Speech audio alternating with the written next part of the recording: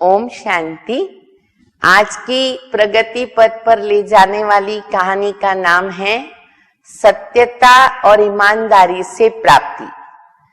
बहुत समय पहले की बात है, बहुत समय पहले एक 8 वर्ष का बच्चा जिसका नाम निखिल था, उसने अपने माता पिता को बचपन में खो दिया था और उसकी दादी ने उनकी पालना की।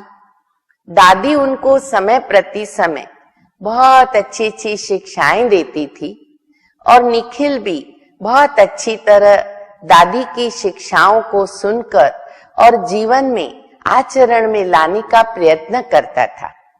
एक बार दादी जी एक यात्रा पर निकली, साथ में ग्रुप भी था। यात्रा कभी वो पैदल भी करते थे, कभी बैलगाड़ी में करते थे। यात्रा करते करते निखिल अपने दादी से अलग हो गया, बिछड़ गया।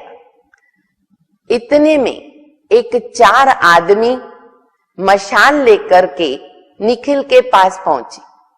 उसमें से एक आदमी ने कड़क स्वभाव से एक कड़े शब्दों में बच्चे को कहा, तुम कौन हो, कहां से आए हो? निखिल समझ गया कि ये डाकू हैं। मन में तो थोड़ा डर गया, पर हिम्मत बांध करके कहा कि मैं मेरी दादी के साथ यात्रा पर निकला था और हम दोनों अलग हो गए हैं। डाकू सरदार, उन्होंने दूसरे डाकुओं को उसकी तलाशी लेने को कहा।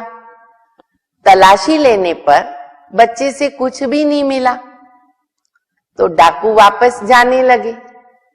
तो निखिल ने उन डाकुओं को रोका और कहा, रुको, मेरे पास 50 रुपए हैं, वो आप लेकर के जाओ, क्योंकि ये मैं पिछले 2 वर्षों से मेरी दादी के लिए जमा कर रहा हूं, क्योंकि मेरे दादी के पैर में चप्पल नहीं है।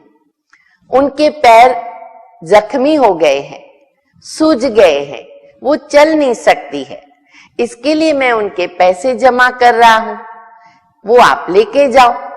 ऐसे कहकर निखिल ने जो सिर पर टोपी डाली थी, उस टोपी को उतारा और उसके अंदर जो 50 रुपए रखे थे वो देने लगा और कहा, मेरी दादी ने कहा है कि कभी भी जीवन में झूठ नहीं बोलना, बेईमानी नहीं करना।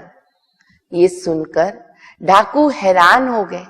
उनका मन भर आया, उनकी आंखें भर आई, आंखों में पानी आने लगा और अपने कुकर्मों पर पछतावा होने लगा।